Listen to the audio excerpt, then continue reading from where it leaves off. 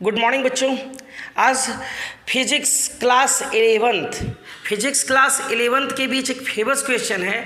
What is the relation between G and G. ये G और जी क्या है बाबा? सबसे पहले आप लोग 9वीं 10वीं क्लास में पढ़े होंगे कि ये छोटी जी का मतलब होता है गुरुत्वीय त्वरण, जिसका मान 9.8 मीटर पर सेकंड स्क्वायर होता है। और ये बड़ा जी का मतलब होता है गुरुत्वाकर्षण नियतांक यानी ग्रेविटेशनल कांस्टेंट। इसका मान होता है 6.67 गुने 10 के घात -11 न्यूटन मीटर स्क्वायर प्रति किलोग्राम स्क्वायर।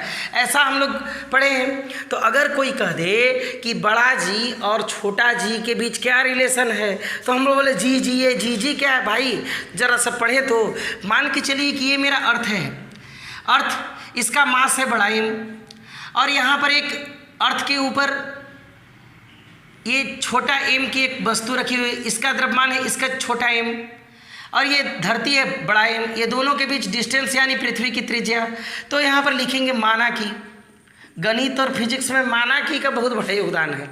माना कि पृथ्वी का द्रव्यमान एम है, द्रव्यमान एम है, तथा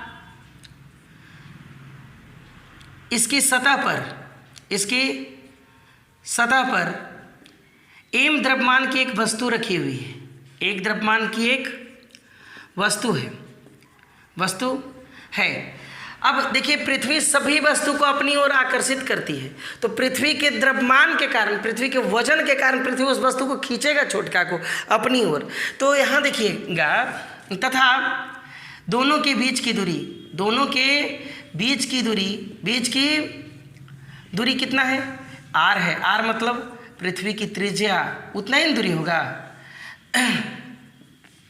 तो अब देखिए, अब अगर इस वस्तु पर निकालें तो क्या होगा कि ये धरती इस वस्तु पर कितना आकर्षण बल लगाएगी, यानी पृथ्वी के द्रव्यमान के कारण एम द्रव्यमान की वस्तु जो धरती के सतह पर है, एम द्रव्यमान की वस्तु पर लगने वाला आकर्षण बल ही होगा। आकर्षण बल एफ बराबर क्या होगा? तो गुरुत्वाकर्षण के सार्वत्रिक नियम से हम पढ़े हैं, एफ इज इक्वल टू जी, पृथ्वी का द्रव्यमान इंटू छोटे वस्तु का द्रव्यमान बटे में आर स्क्वायर।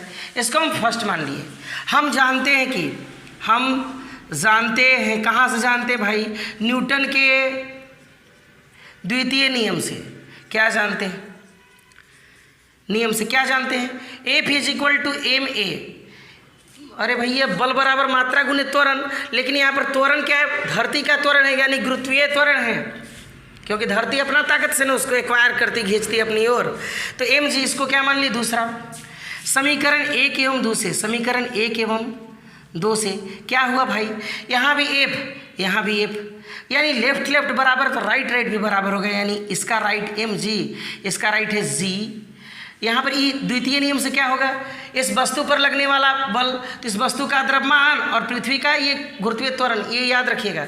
तो जी बड़ा एम यानी धरती का द्रव्यमान इंटू छोटा एम बटे दोनों के बीच की दूरी।